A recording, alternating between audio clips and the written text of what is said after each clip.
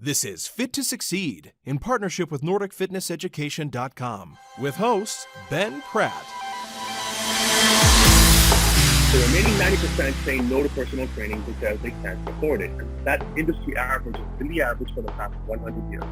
And so they told us, hey, look, I just wanted to give that 90% an option B. The reason why they don't get personal training is they can't afford it. And to enter option B, which was our platform.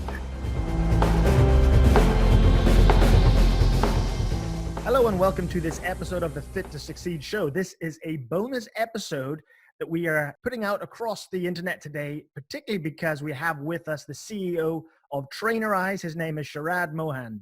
Sharad, thanks for joining us today. Thanks for having me. Oh, it's a pleasure. It's a pleasure. And I figure because of the circumstances we find ourselves in the world today with so many people being restricted from work, and you're running a offering that allows people in the fitness industry to still engage in work through the means of online, you'd be a perfect guest for us to interview at this particular time. Mm-hmm.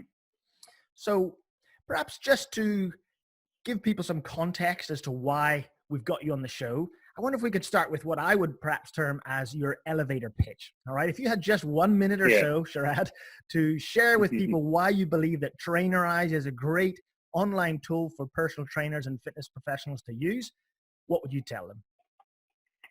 I guess, with Trainerize, we always start talking about our whys, our missions, our purpose. We are here to make fitness accessible.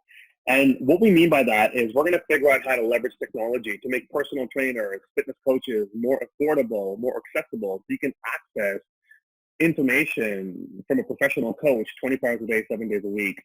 So in terms of what we provide or how we do it, Trainerize is a client engagement platform where any personal trainer or health club can get their own branded fitness app and then deliver content to their clients and members, content being workout programs, nutrition programs, or habit programs.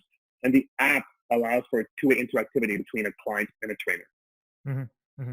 Fantastic. So two-way interactivity, I think, is a real key thing because so often I think when people think online, we immediately just drop to video and sharing videos via social media. But as I see it, Trainerize offers much more than that. Is that correct? Yeah, and I think the reason for the perception is because if we look at the online fitness market, it's predominantly business-to-consumer fitness apps. You have a whole bunch of amazing apps out there like Nike Training Club, MyFitnessPal, and that's kind of what the masses have been used to so far when it comes to fitness apps on an iPhone or an Android. And what you get there is really an app that just sends out generalized content for anyone to work out with. And then what we do that's a little different is we allow that content to be personalized. How? It's because there's a real live human trainer sending you programs to your phone.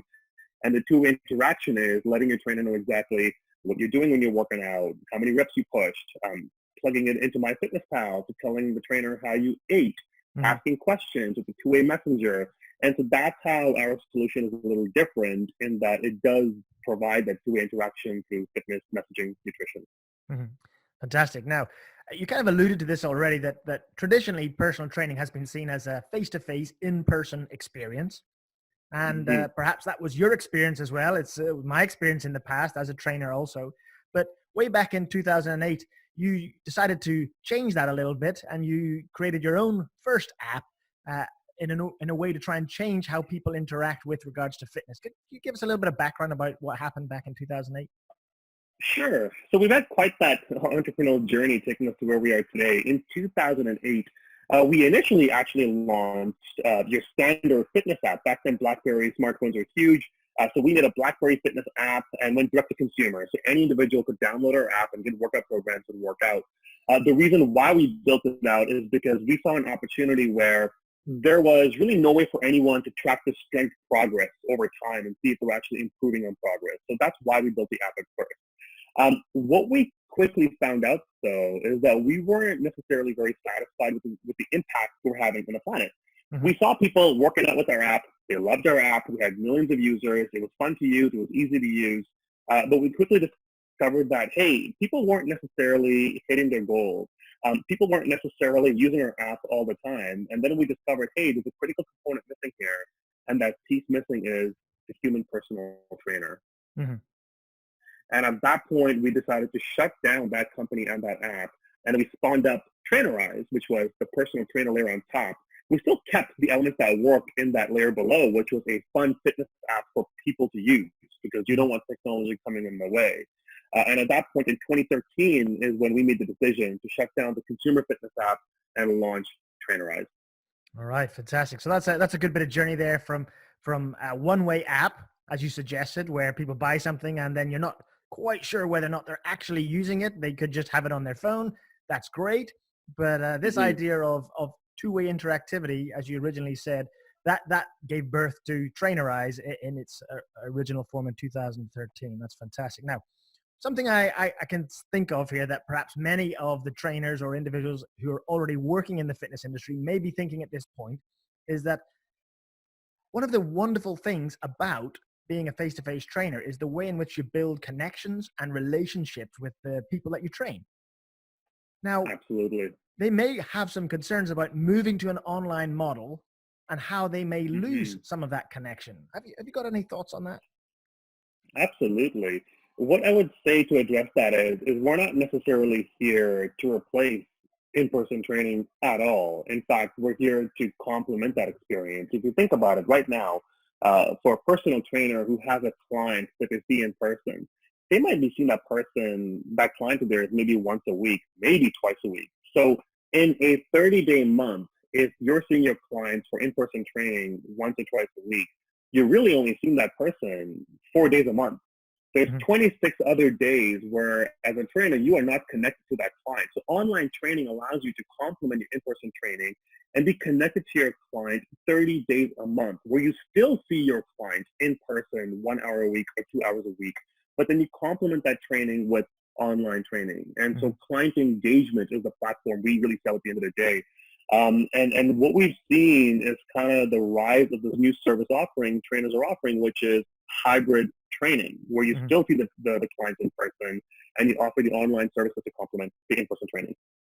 So you're not seeing this then as an either or situation. It can actually be both, and both can support your business moving forwards. Absolutely. And I kind of see that actually with all the trends we're seeing in the world of fit tech today. So, with Peloton coming up, for example, the Peloton is not going into people's homes to replace the spin studio down the block. There is still a world where that studio will coexist with a Peloton in your house. And so I think we're seeing numerous examples of this fitness ecosystem developing around us where consumers have options. And so bringing it back to online training right now, for the people that can afford in-person training, they're still going to get in-person training. They're not going to drop in-person training to get online training. There is value people see in in-person training. That value is fully justified. But the issue is not everyone can afford in-person training. And so what this allows you to do is give people who do in-person training, allow yourself to be connected to them more. And for that massive part of the population who couldn't afford in-person training, or maybe if they weren't even ready for in-person training, a lot of them aren't motivated to get into fitness just yet, a lot of people. And so online training is a good stepping stone into getting people into fitness. And once they're really into fitness, you can upsell them into in-person training. Excellent. I really appreciate that concept of upselling. It makes me think a little bit of statistics here in Europe. If I just maybe share some with you, they may be different in Canada or in the US, but in Europe, you'll find countries vary in terms of gym membership. They might be from 5 all the way up to 20% of the nation actually being a member of the gym in some of those higher Nordic nations. However, even from that, perhaps only 5 to 10% of gym members will actually take out personal training, for example. That's right. Now, when you think of something like a tool like Trainerize, do you see that as helping to get a further reach than what typical face-to-face gyms actually get? Do you see that from your statistics and what you work with? Absolutely. So I'm going to give two parts of an answer right there. So first, I do want to talk about that point you made right now where, 5 to maybe 15, 20% of gym members get personal training. So that was one of the drivers of actually why we built Trainerize too. So that story where in 2013 we shut down the first consumer fitness app, we actually emailed our millions of users asking, hey, why did you join Gym Technique in the first place? That was the name of the app. We got a bunch of people responding saying I wanted to lose weight. We ignored those. What really got us interested is a bunch of personal trainers responded saying, hey, I wanted to find a better way to stay connected to my clients. And a bunch of gym owners reached out saying, I wanted to find a way to sell more personal training. And so we asked ourselves, well, what do they really mean? And so we really had two problems to solve. The gym owners told us, hey, look, right now, between 5 to 10% of my members buy personal training, as you said, 5 to 10%.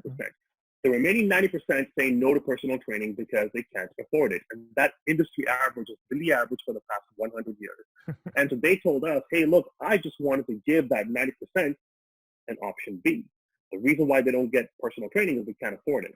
And to enter option B, which was our platform. And the second part of it, personal trainers who said, hey, look, I wanted a way to stay better connected to my clients. Same thing. They were just saying, people who buy personal training only see me 4 days a month. I need a way to stay connected to them 30 days a month. So you're absolutely right in that the industry averages in Europe are the same in North America. 5 to 10% of members actually get personal training. The remaining 90% say no. And online training is an excellent opportunity to give those members an option B, and hopefully over time upsell them to option A, which is the in-person personal training. To your other question about, does a platform like Trainerize allow personal trainers, even clubs, extend their reach? The answer is, I would say, take a look at what's happening in the world of wearables. So we are seeing, Apple Watch be the most popular watch purchased on the planet right now. We are seeing health and fitness apps be one of the most downloaded fitness apps. So what we're seeing with the average consumer, which is really everyone's total addressable market when it comes to trainers and gyms, we are seeing the average consumer be more interested in health and fitness now more than ever. And the reason being is wearables are making it so easy. And so wearables are going to be the perfect tie-in to personal trainers selling their services, or even gyms connecting with their members when they leave the health club. So the answer, in my view, based on the trends we're seeing, is absolutely. I think online training will help fitness businesses extend their reach outside of the gym. Fantastic. Yeah. And I really like that tie-in with wearables. As you said, they're so popular now. There's so many different types and brands, and people love to have this capacity to just track what's going on with their health and their wellness, and wearables certainly do that. Another quick thought perhaps here is, what do you think, and this is just your opinion, I appreciate there'll be lots of experts out there who might have different perspectives, but what do you think are the two greatest strengths for delivering personal training in an online format in preference to a face-to-face format? I would say one is it gives more options in terms of focusing on your health and fitness. So when you see a personal trainer in person, you're working on one thing, which is your fitness regimen. So you're doing a workout, you're doing an exercise of some sort. What online training allows a personal trainer to do on top of that is focus on other aspects of health and fitness, such as nutrition and habits. And so right now, if you are my personal trainer and you're delivering online training to me, and you tell me, hey, Sharad, we're going to focus on your nutrition right now. So it's not necessarily about maybe a detailed meal plan, but you might tell me, hey, look, I want you to work on the timing of your meals and the size of your meals. And so make sure that, you're eating, a meal at 8 a.m., noon, 4 p.m., and 7 p.m. But more importantly, each meal is a balanced meal where I have equal amounts of carbs, proteins, and greens. And you may tell me, hey, Sharad, make sure you take a picture of each and every meal, and that will give you real-time feedback on how you're doing with that meal and how to course correct for the rest of the day. So that storyline right there is just an incredible way to complement that in-person training, where, and to your question, that's one advantage I see with online training on top of personal training, which is, hey, a trainer can actually now impact other parts of their clients' lives, as opposed to that one fitness workout they come and meet them for. And the second part of online training, I would say that's a benefit for personal trainers too, is that clients of personal trainers have a ton of data that trainers can take advantage of. And when I say data, see, I'm wearing an Apple Watch right now.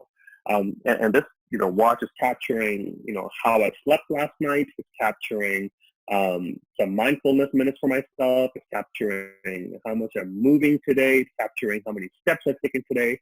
So a personal trainer can access all that information through an online training app like Trainerize. And then again, give me real-time actionable feedback on what I need to do today. So for today, for example, right now, working from home, my online trainer's already noticed that I'm not moving as much as I need to. He's pinging me all the time to go for a walk or get on the Peloton. And so that's the second advantage I feel online training will give for personal trainers. in that there is data that their clients are going to have that they can use to provide actionable feedback to help them live a better life daily. Hmm. I really like that perspective. I wonder though, because there's another way of looking at this. Is a lot of people might look at themselves as saying, "Well, my job is I'm a fitness coach," and all Mhm. this sort of data and all this interaction may start to come across a little bit like I'm being babysat as a client. What are your thoughts on that?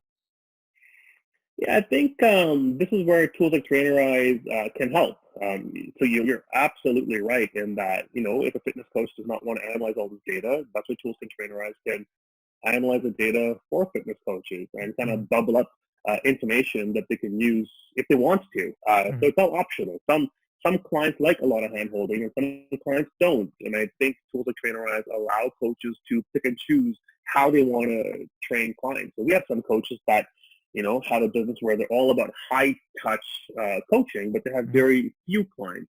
We have some coaches that are all about hands-off automation, and they make it very clear in the marketing saying you are going to get new programs that are updated every month, and you cannot message me. And they'll train 500 clients that way. So Right. it's very low touch, and clients who want that will purchase those plans. So we have trainers that offer both. And so to answer your question, I feel that platforms like Trainerize allow personal trainers to customize the level of programming they want based on what their clients actually want as well. Yeah, I really like that idea of being able to adapt to the needs and the wants of the actual client rather than a system that potentially dictates how you should run your business. Actually, you can just pick and choose Mhm. what level of service you want to offer the client in the first place. So, yeah, that's fantastic. Now, another thought that may come to some trainers' minds here is that as a local personal trainer who works with face-to-face clients, you really only need to think about analyzing your competition in your locality, looking at those other trainers perhaps in your own gym or in your own town, and then comparing the service you offer to choose a price point to try and overcome their weaknesses and to maximize your strengths. But when you enter the world of online training, this now becomes a global thing. How do Mhm. trainers stand out in this global increasing market of personal training online?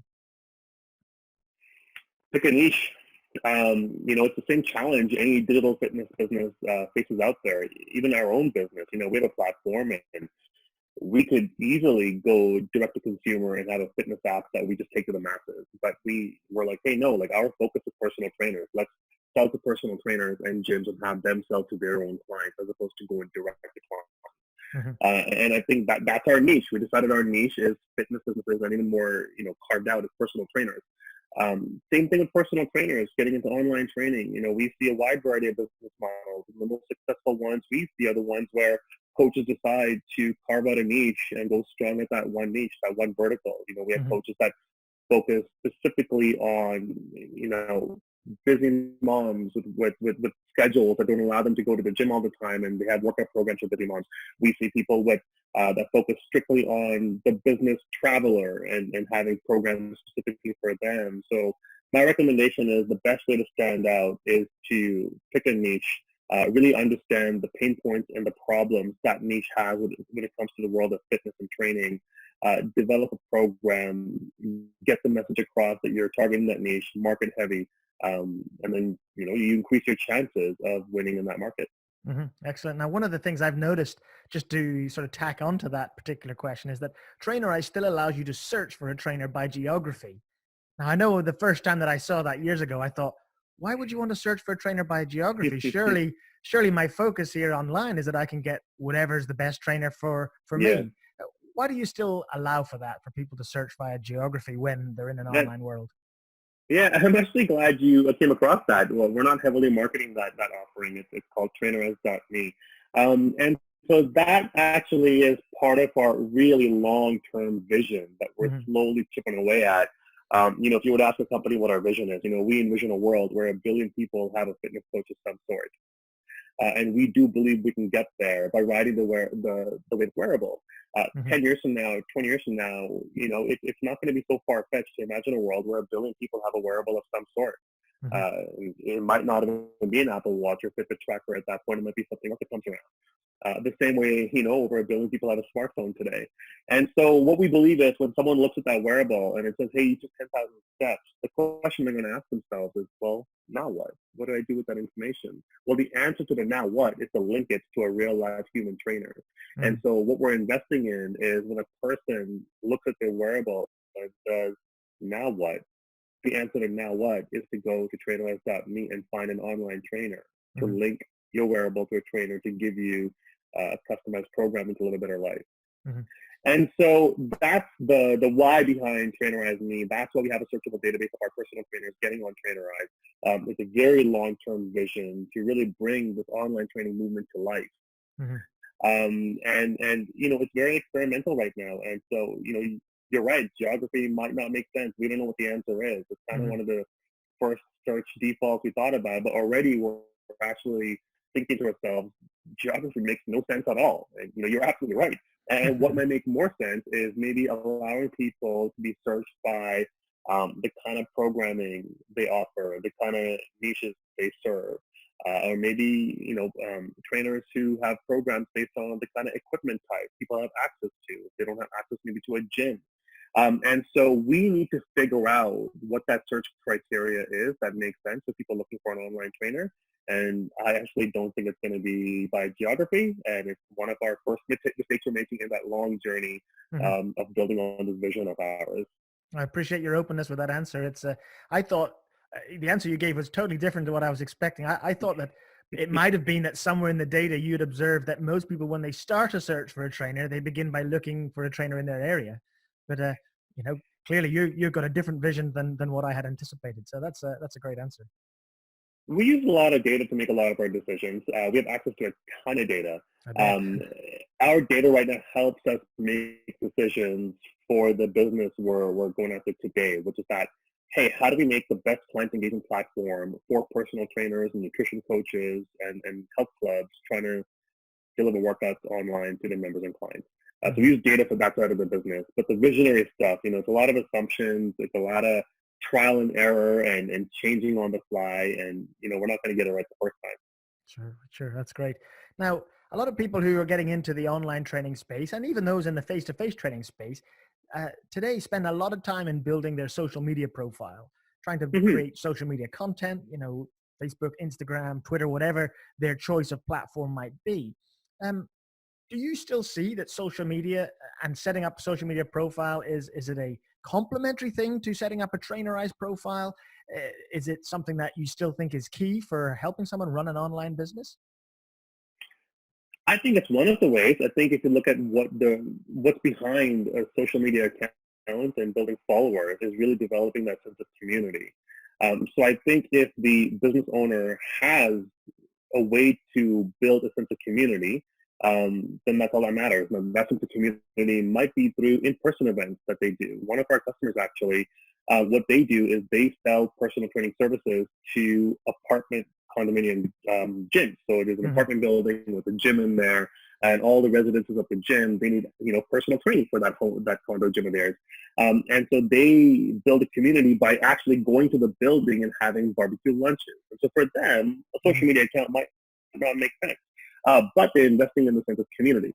Mhm. So social media accounts is one element of investing in community, and I think it does help in that you can get a bunch of followers in there, engage them with content that they care about, getting people conversing together, and over time, really building that's like almost like a lead generation tool. Over time, you build a sense of trust with Mhm. that community, and once you build a sense of trust, then the products and services you sell to the community, the more likely to purchase it. Mhm. So to answer your question, I do believe, yes, having a large or building a social media following and then engaging them with content and in parallel selling them your services is a strategy that we have seen work with a lot of online trainers. Mhm. But it's not the only way to build a sense of community. I think, again, it's important to ask yourself, um, who am I selling to? What is that persona like? What makes sense in terms of a community strategy? Is it digital? Is it in person? And then if it is digital, then yes, looking at where they're interacting. Is it Instagram? Is it Facebook? Is it TikTok? There are options out there, and I think it requires some thought. I don't think it's simply just getting up an Instagram page and pumping our photos is not going to just work.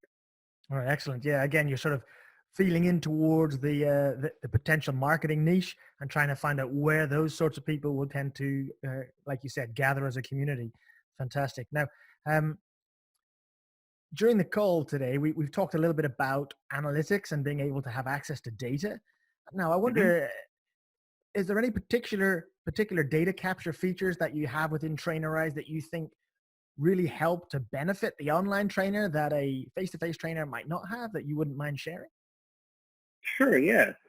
I mean, so right now, in terms of data, we pull a lot of data from wearables that trainers can get access to inside of our application that they can use in any way they'd like to. We're figuring out ways on how we can aggregate data based on how clients are actually interacting with programs trainers deliver to their clients. So, for example, for us right now, that's behind this concept of a compliance score.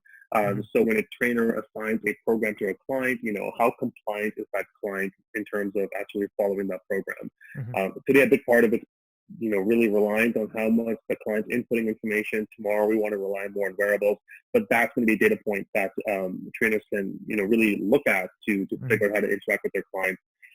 We're also looking at how we can leverage AI. I do believe artificial intelligence is going to radically change how personal trainers train. Because with that data in there, I think we talked about it earlier on, is what do trainers do with that data? We don't want to just flood data in front of a trainer saying, here's all the information, do what you need with it. What we need to do as a technology company is take all these different data points and then, with our machine learning engine, make some sense of it so we can start giving some predictive analysis to trainers saying, hey, here is how your clients are most likely to react to these kind of training programs. These are the kind of training programs that are more likely to succeed with a client of this nature, with their environment. Build this kind of training program. So that's what we're trying to do in terms of making data useful for trainers. That would be amazing to have that sort of suggestive data. You get a client in, you've done your basic fitness and health testing and questionnaires, and that data then is analyzed in some way by the system to give you some suggestions as to what might work best. I mean, how useful would that be as a trainer? It still allows you to personalize, but you're getting sort of nudging points from the system as to what might work best. I really like that. We think so. That's where we're investing quite a bit of our resources. And I think one of the challenges, I guess, when a new trainer comes onto an online platform that has so much data collection, would to not be overwhelmed by the amount of information, because as you kind of alluded to, quite often in the face-to-face environment, you're very reliant on the client reporting data to you or information to you in the form of a training diary or a diet diary. And quite often, you're taking it on face value that the client is absolutely telling the truth and that everything that they're telling you is actually happening. Whereas they could easily have just pushed out 8 reps instead of 15, and they didn't tell you that. Yeah, that's right, which is why I think we're trying to figure out what data points can be more meaningful to a personal trainer. So maybe it's more about how many calories were burned. Calories mean a lot to the average consumer and maybe not as much to a personal trainer.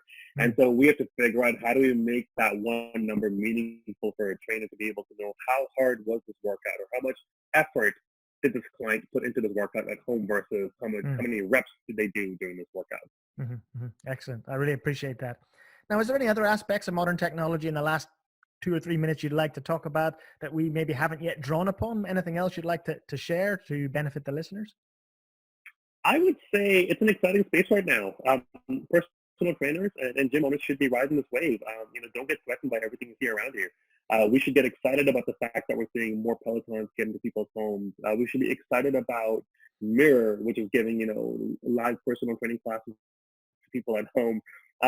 Everything we're seeing around the world of digital fitness is exciting, because what it's doing is it's giving the consumer more options to invest in their health and wellness.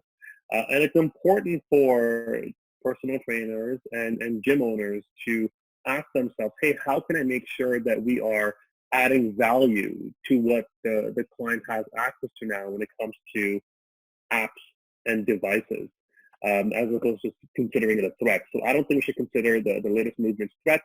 I think they're all opportunities. We have more people right now that actually care about their health and wellness than ever before. And so what that has literally done in the last 10 years, this wave that's kind of been happening in digital fitness has increased the total addressable market for gyms and personal trainers because more people are invested in health and wellness. Excellent. Hey, Sharad, you've been so generous with your time, and I really have enjoyed some of the content you shared, some of the ideas, and I hope, listeners, that this has really opened your mind a little bit to the possibilities for online training. It doesn't just have to be you on a video call with a client. There's so many ways in which you can draw down information, support your client a little bit better, every day of the week, as well as being able to get really workable, supportive software to help you along. Sharad, thanks so much for your time today. I really appreciate it. Thank you very much. This was fun. If you enjoyed this podcast, please subscribe and share via social media. You can also rate the show on iTunes, Stitcher, or YouTube. If you'd like to know more about us, then check out our range of online courses at www.nordicfitnesseducation.com.